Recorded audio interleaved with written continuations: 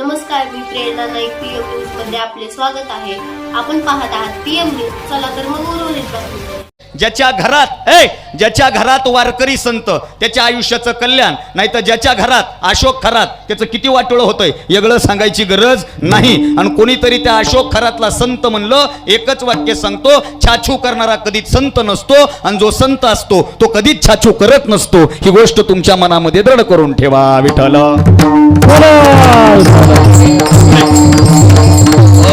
बोलण्याचा फार मोठा विषय. बाबासाहेबांची गीतं इथं म्हणले की आपल्याला आनंद झाला. गीताचा कार्यक्रम म्हणलं की लय लोक येतात साहेब. आबा बाबा, इथं जर आता गीताचा कार्यक्रम असता ना, अगं माय एक जण आलं तर 200 रुपये घेऊन आताच दिले बी त्यानं. हो, ते मजा असते, ती आनंद असतो.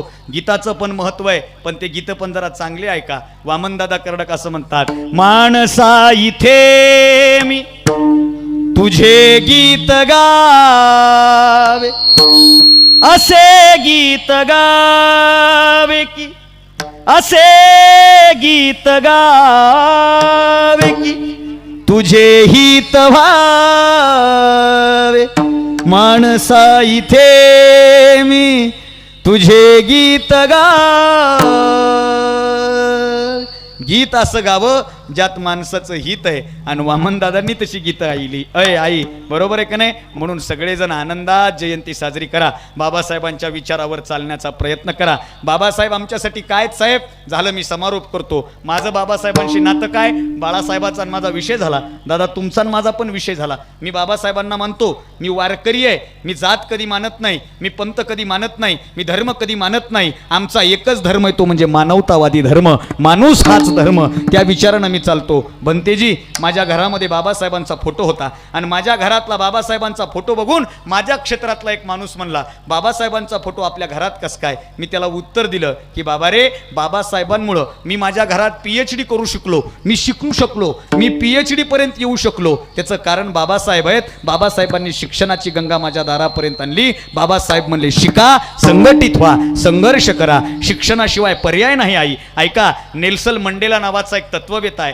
आणि त्या तत्ववेताचं एक वाक्य आहे, तो फार सुंदर बोलतो. नेल्सन मंडेला म्हणतो, education is the most important weapon. नीट ऐका रे, education is the most important weapon. We choose the education, we can change the world. या जगाला बदलण्याची ताकद शिक्षणामध्ये. बाबासाहेबांना शाळेमध्ये प्रवेश करण्याला विरोध केला होता, पण आज अशी एकही शाळा नाही ज्या शाळेमध्ये बाबासाहेबांशिवाय ती शाळा पूर्ण होऊ शकते. हे बाबासाहेबांनी स्वतःच्या शिक्षणाच्या जीवावर दाखवलं. आणि बाबासाहेबच म्हणाले होते, जर तुम्हाला इथल्या लोकांचा उद्धार करायचा असेल, जर बहुजनांचं कल्याण करून घ्यायचं असेल, तर शिक्षण हे एकमेव पर्याय आहे, दुसरा पर्याय नाही. डॉक्टर बाबासाहेब आंबेडकरांचा विचार पुढे लोकशाहीर अण्णाभाऊ साठ्यांनी लिहिला आणि अण्णाभाऊ साठ्यांनी असं लिहिलं, जग बदल घालून निघाव, सांगून गेले मला भीमराव. आणि ते अण्णाभाऊ साठे असं लिहितात, इथं उकिरड्याची दैना फिटत असते. आपण तर हाडामासाची जिती माणसं आहोत आणि हाडामासाच्या जित्या माणसांनी जर आपली दैना फेडायची असेल ना, तर शिक्षण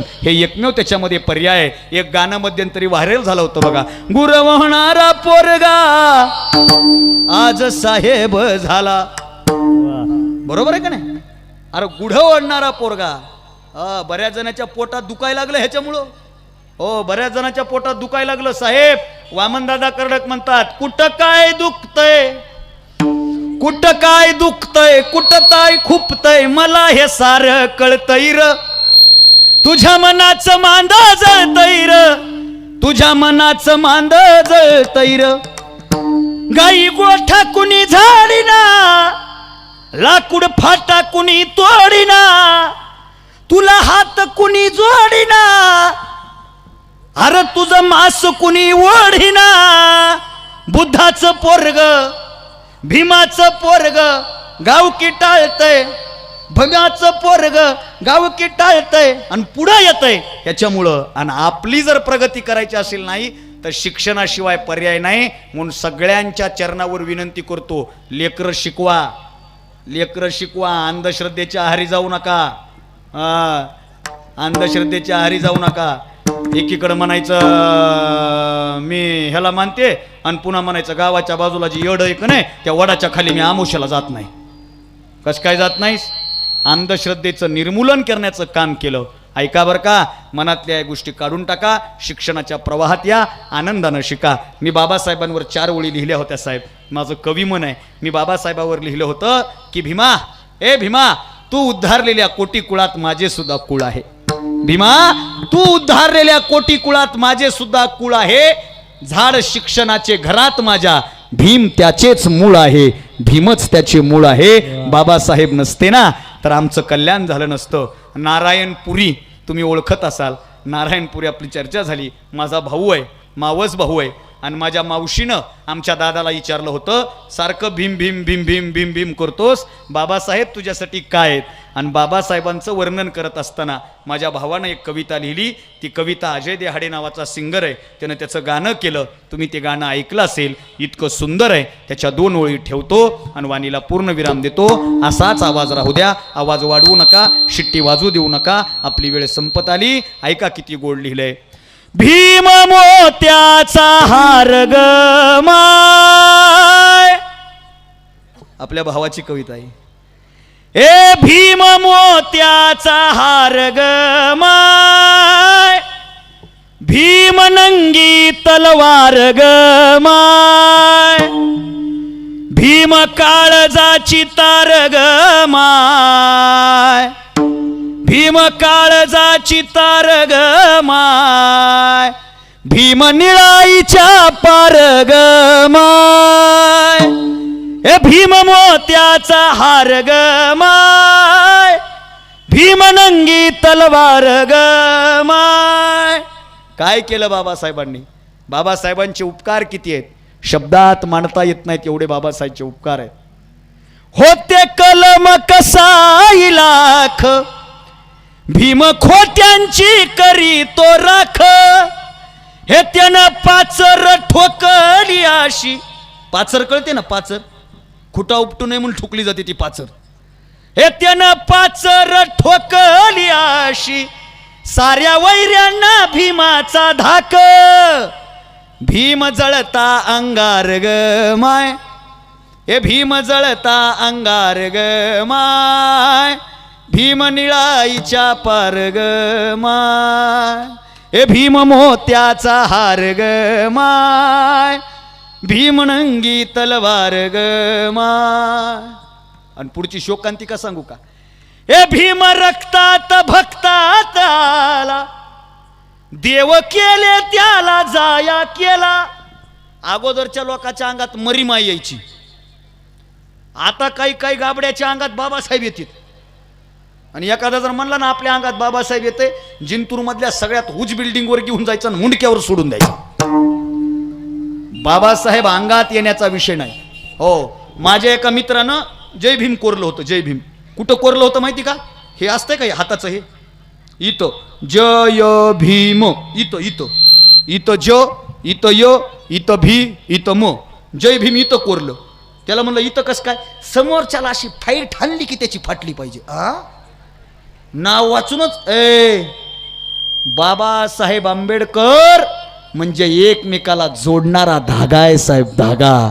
बाबासाहेब आंबेडकर म्हणजे दहशतीचा विषय नाही, बाबासाहेब आंबेडकर म्हणजे माणुसकीचा विषय, माणुसकीचा. लक्षात ठेवा.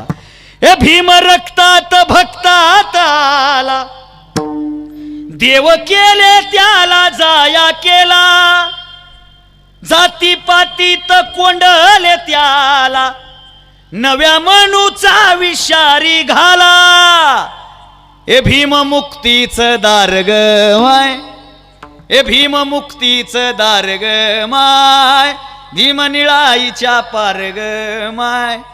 होते कलम कसाई लाख, भीम खोट्यांची करी तो राख, त्यानं पाचर ठोकली अशी, साऱ्या वैऱ्यांना भीमाचा धाक. हे भीम मुक्तीच दार ग माय, भीम सूर्याची वात ग माय, जाळे अंधारी रात ग माय. हे भीम समतेचा हात ग माय, भीम ममतेची थाप ग माय. मग बाबासाहेब असे समजून घ्या. सगळ्याच्या चरणावर विनंती करतो. हा कार्यक्रम पोरांनी ठेवला. मी सगळे बसा का गडबड काय? तुमच्यापेक्षा मला गडबड आहे, मला लांब जायचंय. पण झालंय काय सर, एकच चूक झाली. कोणती चूक झाली का, मला लईच गोरं केलं हो फोटोत. हे फोटोत लईच गोरं केलंय मला दादा. हे मगापासून काही जण फोटोकडे बघायलेत, माझ्याकडे बघायलेत, फोटोकडे बघायलेत, माझ्याकडे बघायलेत. ह्यांना पटच ना ते. आता ते फोटोग्राफरची कृपा आहे. नाही तर माझा कलर असा आहे, मी जर हायवेला उभा राहिलो तर गाडीवाल्याला पुढे गेल्याच्या नंतर कळतंय मागं कोणतर होतं. पण आपल्याला आपल्या रंगाचा लय अभिमान आहे दादा. माझ्या गळ्यामध्ये नेहमी व्याख्यानामध्ये काळी मफलर असते, काळी मफलर. येवल्याची नाही ती, पण असती काळी मफलर. यांना काळी मफलर असती माझ्या गळ्यात. माझा एक मित्र म्हणला, अविनाश ही काळी मफलर कस काय ठेवतोस? मी त्याला म्हणलं, ही मफलर मला कॉन्फिडन्स देते. तो म्हणला कस काय? मी म्हणलं, या मफलरीकडे बघून मी म्हणत असतो, अविनाश तू इतका पण काळा नाहीस. माणसानं आपल्यासोबत पॉझिटिव्ह गोष्टी ठेवाव्या, बरोबर आहे का नाही? आणि काळा रंग निर्मितीचा रंग आहे. म्हणून या कीर्तनाचा, या कार्यक्रमाचा समारोप, सुरुवात वामनदादांपासून झाली होती, समारोप वामनदादा सोबत करतो. या सगळ्या टीमसाठी, या सगळ्या उलगुलाल भीमोत्सवसाठी सगळ्यांनी जोरात टाळ्या वाजवा. वा वा.